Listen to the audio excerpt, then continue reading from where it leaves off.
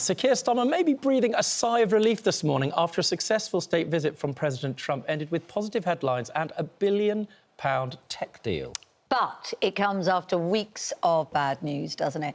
Including the resignation of the Deputy Prime Minister, the sacking of the US Ambassador, and calls for Sir Keir to quit too. So will this display of the special relationship give the PM the boost he so desperately needs? We're joined by social entrepreneur and campaign Praful Nargund, who says the state visit has saved Starmer, and former Labour advisor Matthew Torbitt, who says Starmer's reputation is frankly beyond repair. Going to go to you first, Matthew. It looked like a success. You say it's all over pretty much for him. I think it was a success in the in the sense that Donald Trump, you know, it's become normalised. He has the temperament of a toddler. He's very unpredictable. Keir seemed to get away without any real controversy. And it was interesting you said about positive headlines.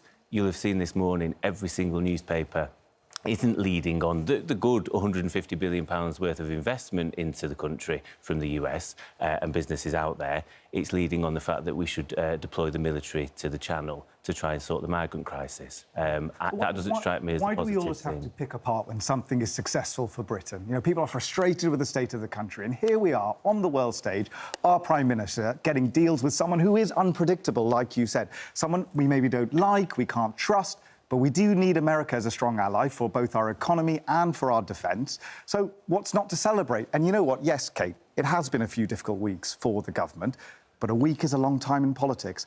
And in the research we do, we see the public hate the Punch and Judy of Westminster. They don't want that chaos. What they want to see is the kind of change that will make their lives better by the time of the next election. And you know what? £150 billion of investment in this country? Can't sniff at that, can you? That's true, isn't it? Listen, as a Labour man, I'll take any win I can get at the minute, Praful. Yeah. No It means opportunities, it means stability. And I'll take the investment. The problem is we're living in a time where people want to feel things right now. And the people are impatient. They've had 14 years where they feel worse off than they ever have. We've made a whole host of unpopular decisions, 4 of which weren't in the manifesto in the first place. The trust is very hard to find at the moment. And I think there has to be decisions made where people... But the question is... So why do you feel that he hasn't made the right decisions? Is it about him? Well, you take the Mandelson affair alone. It's poor political judgment. I think if you look at the state pension... anyone with a brain knows that the triple lock is no longer affordable or sustainable. And I think you could have saved up to £40 billion a year by the state pension going up just with wages alone over the last 20 years. And instead we're persisting with this. You could have maybe looked at that in the next budget. Instead, we used the small political capital we had to get £1.5 billion. If I can just say, you are right, people are desperate for change. They are impatient for change. But it is always the economy, stupid. It is always about living standards and now the cost of living. To fix that, slow and steady does work. When you're not just getting trade deals with Donald Trump, who is unpredictable and unreliable, but at the same time, the European Union and India, you are stabilising Britain's position in the world. And there's huge amount of money going into infrastructure, into public services. Slow and steady can win the race. Well, but what about his personal decision-making? Well, look, clearly some of the decisions he himself has said were mistakes, given the circumstances and extent of relationships that Peter Mandelson had. They probably made a mistake there. A mistake is when you accidentally do something. It's hardly a mistake, is it? When you appoint somebody that you know has consorted with a sex offender. I think you're quite right that, given the set of circumstances, they made a mistake to hire him, but they moved on. And frankly, the key thing is for Britain is that it didn't affect this visit for Donald Trump and the fact that we've struck a very good deal for our economy. So what progress would you like to have seen? I mean, Praful says we've got a great big deal here. What exactly was lacking in that encounter? I mean, it looks like a good news week. It does, but again, the headline... I think these headlines and the media have pressed on the bruises of things like immigration and to ensure there's a divisiveness.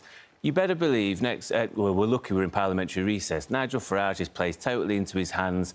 The one-in-one-out scheme we've currently had since the one-in... Let me finish. Let's talk about Farage, because it's really important, right? That guy doesn't put this country's interests first. I agree. He goes to America and does down Britain in order to curry favour with Donald Trump and Republicans, whereas Keir Starmer is standing up for Britain and getting a good deal for our economy that's actually going to benefit people. People don't care about headlines. They care about changing their lives. No, what they care about, though, is they turn on the telly every day at the minute feeling there's an unfairness because the boats are getting bigger, we can't seem to stop them, and ever since we announced announced the one in, one out. We've had 3,500 in and one out at the moment, and that's where people feel frustrated. They want to see action, and we've got to be better at this. And the optics of the boats leaving this morning, despite the one in, one out. Also, there doesn't appear to have been any progress on Ukraine, Gaza, steel tariffs, which are still there. The OBR says it's 10 billion. I mean, we haven't exactly done the best deal. Well, look, many of the moves on the economy with Trump are defensive rather than getting ahead. That's where deals with the EU and India really, really matter.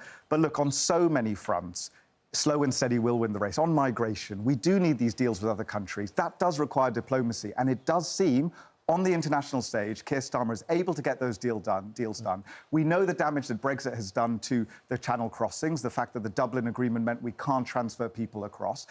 Now they are unpicking that, doing deals with our neighbours, rebuilding but at the moment, Rob... I've got one question for you.